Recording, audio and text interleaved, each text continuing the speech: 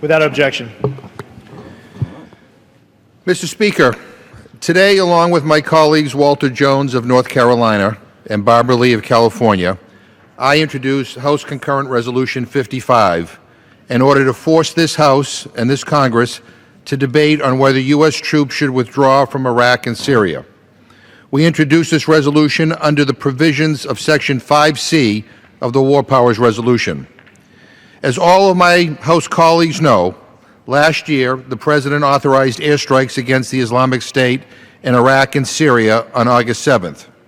For over 10 months, the United States has been engaged in hostilities in Iraq and Syria without debating an authorization for this war.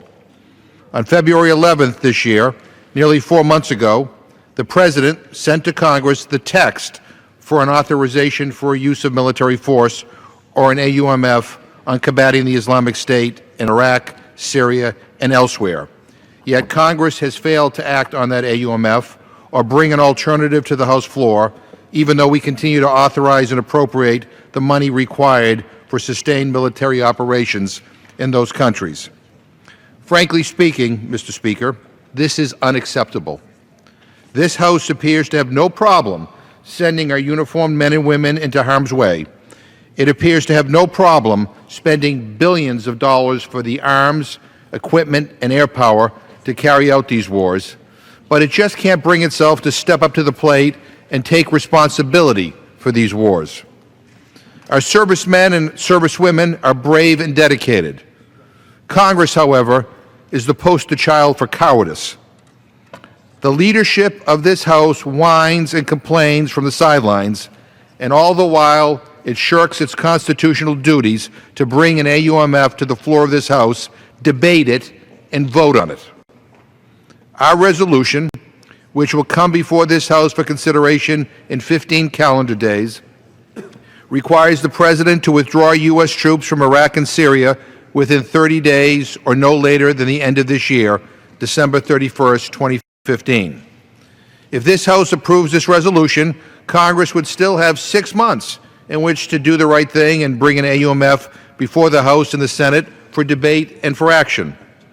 Either Congress needs to live up to its responsibilities and authorize this war, or by its continuing neglect and indifference, our troops should be withdrawn and come home. It is that simple. I am deeply troubled by our policy in Iraq and Syria.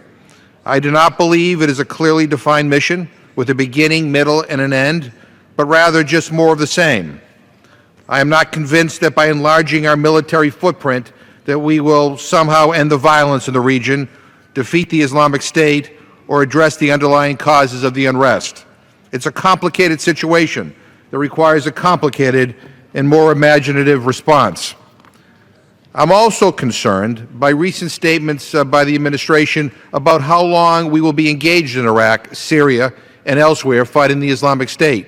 Just yesterday, on June 3rd, General John Allen, the U.S. envoy for the U.S.-led coalition fighting ISIL, said that this fight may take, and I quote, a generation or more, end quote.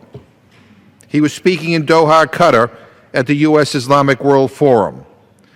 Mr. Speaker, if we are going to invest a generation or more of our blood and our treasure in this war, then shouldn't Congress at least debate whether or not to authorize it?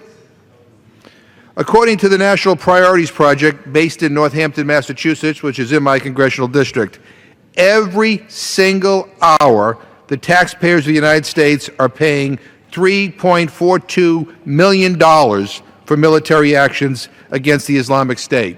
$3.42 million every hour, Mr. Speaker. Now, this is on top of the hundreds of billions of tax dollars spent on the first war in Iraq. And nearly every single penny of this war chest was borrowed money, put on the national credit card, provided as so-called emergency funds that don't have to be accounted for or subject to budget caps like all other funds. Why is it, Mr. Speaker, that we always seem to have plenty of money or the will to borrow all the money it takes to carry out wars, but somehow we never have any money to invest in our schools, our highways and water systems, or our children, families, and communities. Every day, every single day, this Congress is forced to make tough, serious, painful decisions to deprive our domestic economy and priorities of the resources they need to succeed. But somehow, there's always money for more wars. Well, if we're going to continue to spend billions on war, and if we're going to continue to tell our armed forces that we expect them to fight and die in these wars, then it seems to me the least we can do is stand up and vote to authorize these wars, or we should end them. We owe that to the American people. We owe that to our troops and their families. And we owe that to the oath of office that each of us took to uphold the Constitution of the United States. Now, I want to be clear, Mr. Speaker. I can no longer criticize the President, the Pentagon, or the State Department when it comes to taking responsibility for this war against the Islamic State in Iraq and Syria. I may not agree with the policy, but they have done their duty. At every step of the way, beginning on June 16, 2014, the President has informed Congress of his actions to send U.S. troops to Iraq and Syria and to carry out military operations against the Islamic State. And on February 11th of this year, he sent to Congress the draft text of an AUMF. Now, Mr. Speaker, while I disagree with the policy, the administration the administration has done its job. It has kept the Congress informed, and as military operations continue to escalate, they sent a request for an AUMF to the Congress for action.